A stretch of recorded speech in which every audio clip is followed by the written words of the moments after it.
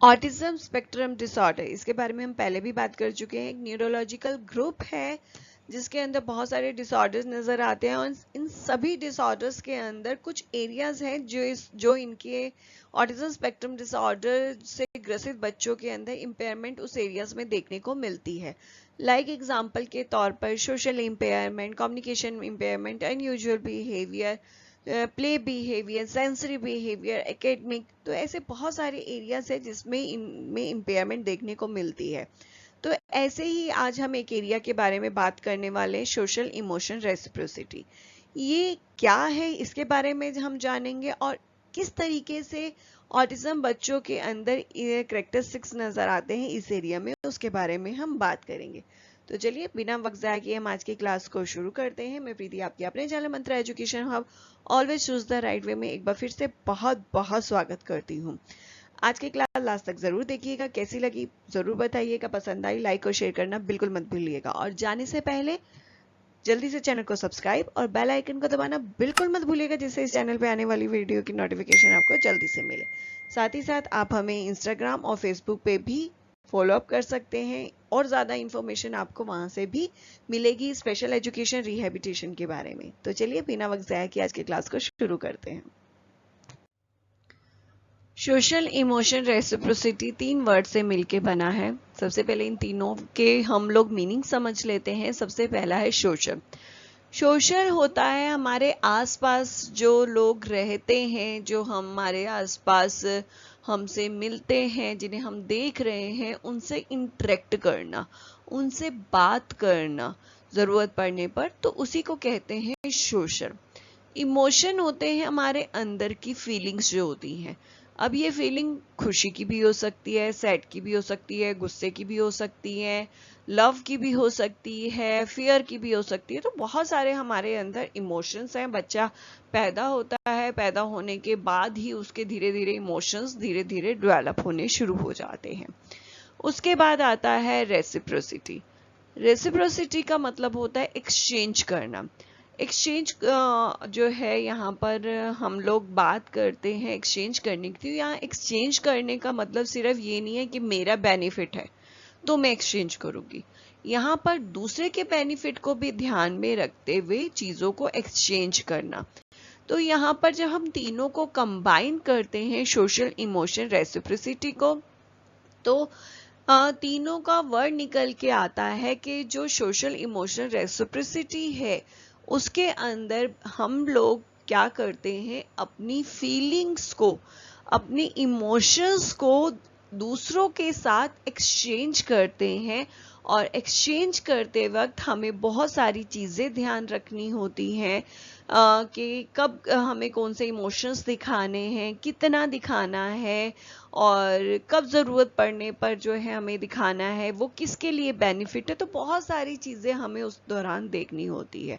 Social emotion reciprocity की है कि मैंने आपको अपने इमोशंस बताए, देन आप जो है अपनी इमोशंस आगे बता रहे हो, तो वो एक्सचेंज करना है, इंटरेक्शन करना, एक प्लेस से दूसरे प्लेस पर उस चीज को कम्युनिकेट करना जो है सोशल इमोशन रेसिप्रोसिटी कहलाता है।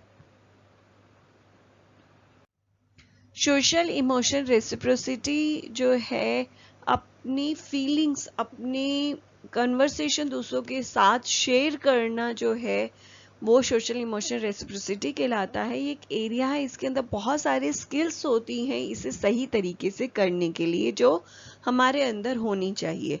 लेकिन ऑटिज्म स्पेक्ट्रम डिसऑर्डर से जो ग्रसित बच्चे होते हैं उनमें इन स्किल्स की कमी होती है। लाइक एग्जांपल्स के तौर पर ऑटिज्म स्पेक्ट्रम डिसऑर्डर्स बच्चे जो हैं दूसरों के साथ इंटरेक्ट करने में इंटरेस्ट ही नहीं दिखाते हैं।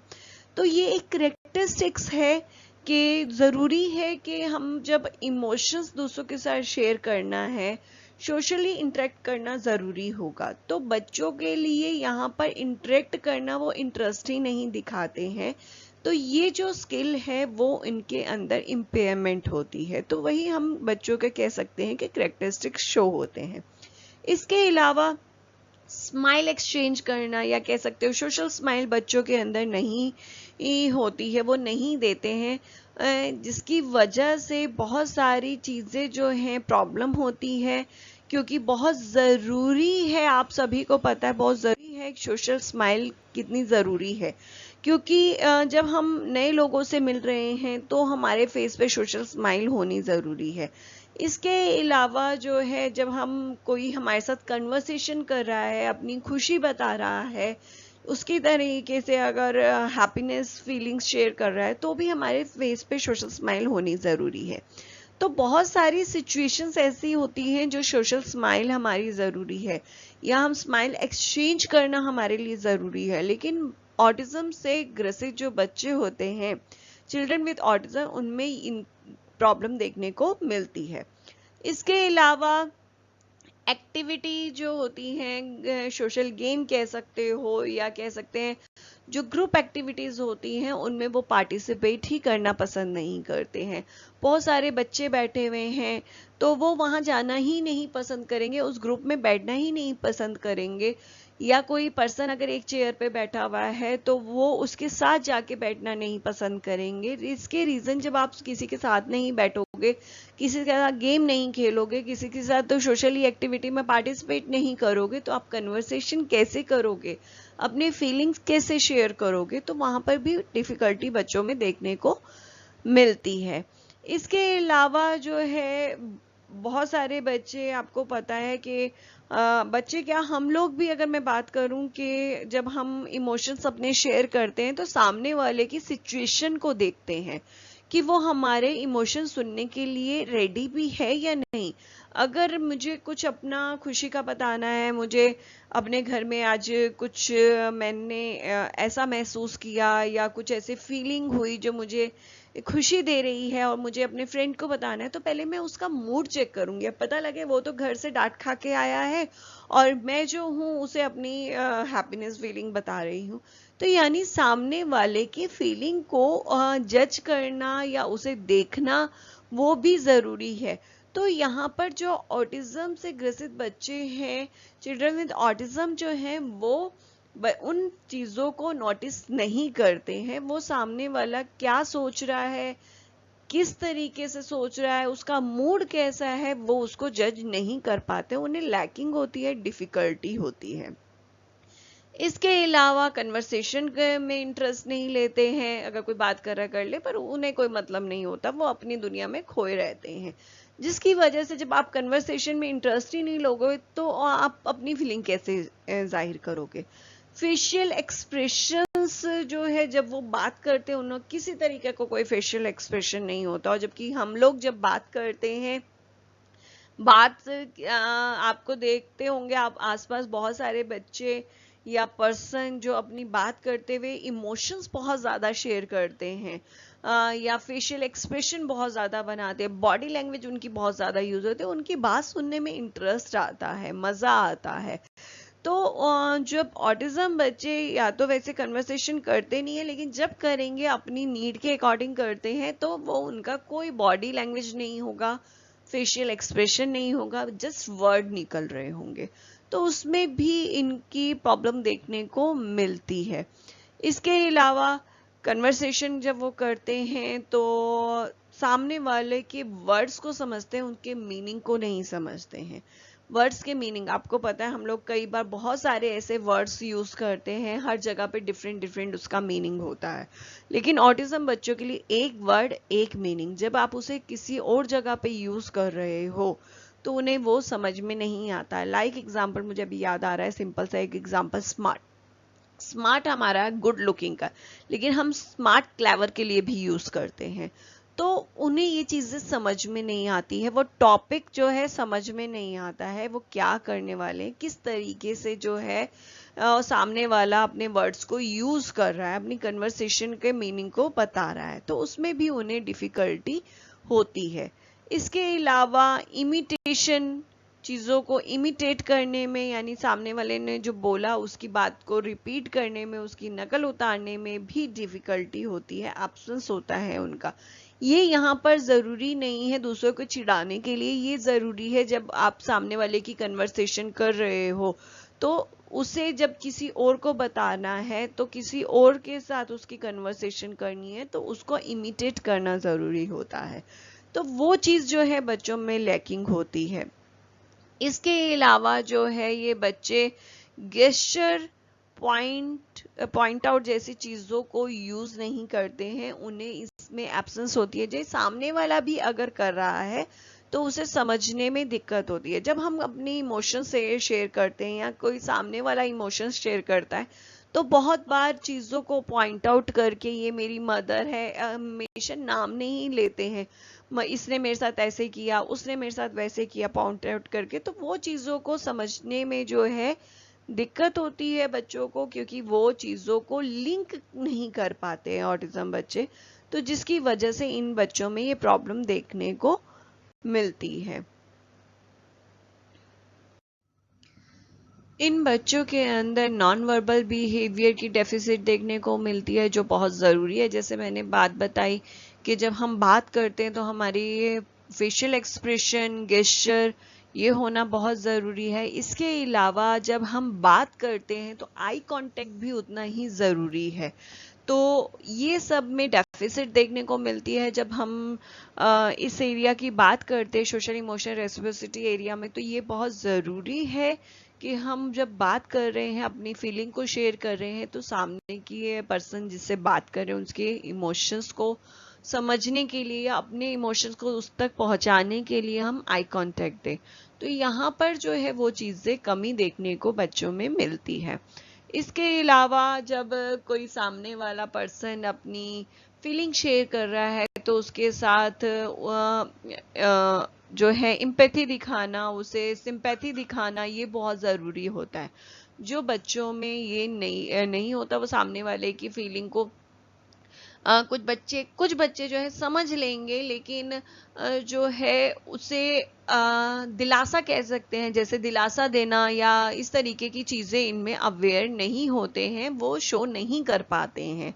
इसके अलावा वो अपने रिलेशंस को नहीं समझ पाते हैं। इसके अलावा अगर सामने वाला पर्सन अपनी फीलिंग शेयर कर रहा है, फीलिंग शेयर करते हुए अपने रिलेशंस के बारे में बताता है, तो वो भी उसे अंडरस्टैंड नहीं होते हैं कि वो किसके बारे में बात कर रहा है, क्या बताना चाह रहा है। तो वो चीज़ों को वो अंडरस्टैंड रिलेशनशिप को नहीं कर पाते हैं। इसके अलावा राइट मैसेज और ईमेल स्पेसिफिक एक पर्सन को क्या लिखना चाहिए, किस तरीके से लिखना चाहिए, वो उनमें लैकिंग होती है। किसी पर्सन के बारे में अगर कोई अफवाह फैली है, कंफ्लिक्ट है, तो उसके लिए वो सफ़र करते हैं, उन्हें वो चीज़ें अंडरस्टैंड नहीं होती हैं, उसे सॉल्व करने में उन्हें दिक्कत होती है। और इसके अलावा दूसरे बच्चों को या दूसरे पर्सन्स के साथ जब अपने एक्सपीरियंस शेयर करने में दिक्कत होती है, वो अपनी फीलिंग्स शेयर करना में कंफर्टेबल कह सकते हैं नहीं होते हैं, या अपनी फीलिंग्स को किस तरीके से शेयर किया जाता है वो नहीं बता पाते हैं। इसके अलावा बहुत बार हमारी कन्वर्सेशन में ये चीज़ें होती हैं, क्यूरियोसिटी होती है, ये कौन है, ये कैसे है, ये कैसा हुआ, ये कब हुआ, ये क्यों हुआ, इस तरीके की क्यूरियोसिटी हमारे अंदर होती है। तो कन्वर्सेशन जब किसी से हम करते हैं, इंटरेक्ट करते हैं, तो क्यूरियोसिटी होना बहुत ज़रूरी है। तो ऑटिज्म बच्चों के अंदर क्यूरियोसिटी की कमी होती है, जिसकी वजह से भी वो कन्वर्सेशन सही तरीके से या सही मायने में नहीं कर पाते हैं। इसके अलावा और बहुत सारी स्किल्स होती हैं जो बच्चों के अंदर, प्रेज जैसे बच्चे नहीं समझ पाते, स्पेशली सोशल प्रेज उन्हें नहीं समझ में आता कि क्या है, क्लैपिंग कर लें हम लोग या हम लोग तारीफ कर दें सबके सामने, तो उन्हें ये चीज़ें अंडरस्टैंड नहीं होती हैं। इसके अलावा दूसरे पे ट्रस्ट क्या है, ट्रस्ट जैसे वर्ड उन्हें समझ में ही नहीं आते हैं। तो जब भी हम अपने इमोशंस शेयर करते हैं या अपनी फीलिंग शेयर करते हैं या किसी से कन्वर्सेशन करते हैं, तो ट्रस्ट बिहाफ पे करते हैं कि हमें किसके साथ ट्रस्ट है, तो हमें किससे ज़्यादा फीलिंग शेयर करनी है, क्या फीलिंग शेयर करनी है, जो बच्चे नहीं समझ पाते, ट्रस्ट भी नहीं समझ पाते हैं। इसके अलावा इनमें ये बच्चों में कमी देख रहे हैं, कहाँ पे कौन सी चीज़ को बोलना है, कितना बोलना है, वो भी चीज़ें इनको समझ में नहीं आती है, डिफ़िकल्टी फेस करते हैं वो। उनका जब मन करेगा, जहाँ मन करेगा, जिसको मन करेगा वो उस वक्त बोल देते हैं।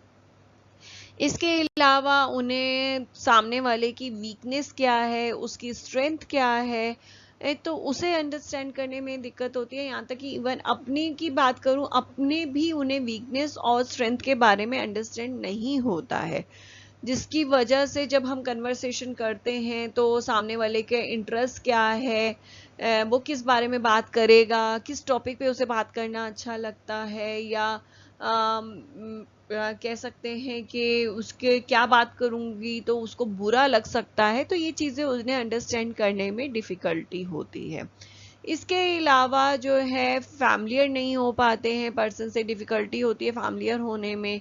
अभी जैसे मैंने बताया कि टॉपिक्स के साथ उन्हें नहीं पता उन्हें कौन सा टॉपिक पसंद है, क्या उन्हें इंटरेस्ट लगता है, किस तरीके से उन्हें बात करनी है, कौन सा टॉपिक उन्हें शुरू करना चाहिए, या कौन सी कन्वर्सेशन चल रही है उस टाइम में किस तरीके से इन्वॉल्व होना चाहिए, या कौन सा टॉपिक चल रहा है उस पे दूसरे टॉपिक पे किस तरीके से चला जाए, या किस तरीके से इंटरेक्ट दूसरों के साथ किया जाए, या एक ग्रुप चल रहा है उसे एक्टिविटी चल रही है तो उसमें किस तरीके से खुद से इनिशिएशन हो के आगे बढ़ के उस एक्टिविटी में पार्ट लेना है।